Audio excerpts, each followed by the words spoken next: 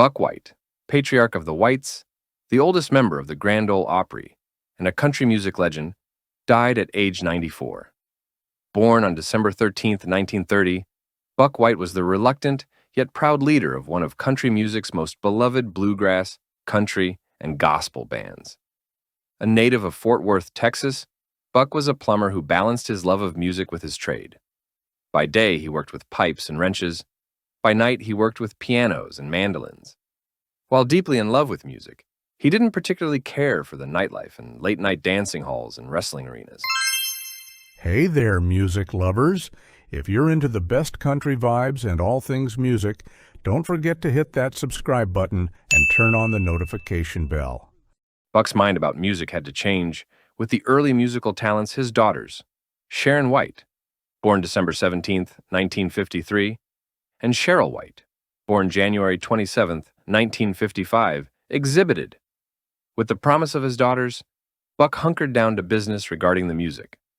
In 1972, he formed Buck White and the Down Home Folks, a group that garnered attention. He also issued a solo album in 1979, More Pretty Girls Than One, on Sugar Hill Records.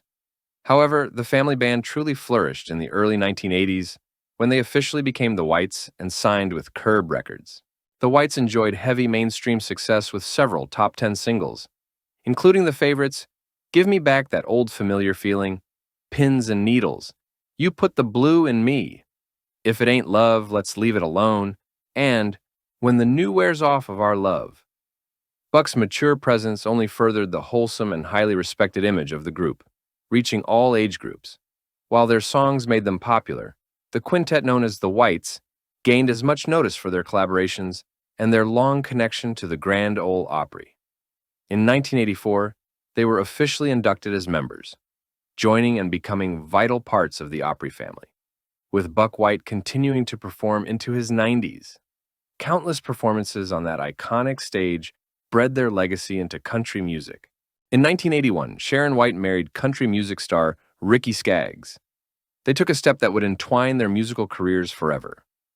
The Whites became an integral part of Ricky's band, and he frequently joined the Whites, appearing on various song collaborations, albums, and performances at the Grand Ole Opry. The result of their collaboration was the #1 single, Love Can't Ever Get Better Than This, in 1987. Years later, in 2008, the Whites and Skaggs were awarded a Grammy for their combined effort, Salt of the Earth. During the 1980s, Buck White and the Whites were nominated several times by both the CMA and ACM for Vocal Group of the Year for their impact on the genre.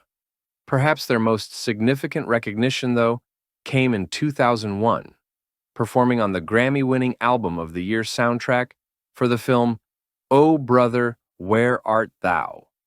Their version of Keep on the Sunny Side introduced the Whites to a brand new generation and further cemented their position as country music legends.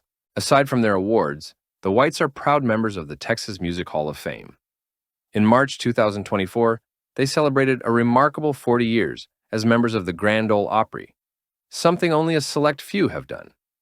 On January 13, 2024, the family issued the following statement. The Lord answered our prayers and took our daddy home peacefully this morning at 8 a.m. We are so thankful for his 94 years on this earth. He was a great dad who taught us by example to put Jesus first always. His great loves were the Lord, our mother, his family, and music. Most people will remember him not only for being a great musician and entertainer, but also for being fun-loving and full of mischief. He lived a full life and finished well. Buck White's death marks the end of an era in country music. He, along with Leroy Van Dyke and Willie Nelson, was one of the oldest surviving principal performers in country music. His death represents the end of an era where families could be major on-air performing acts.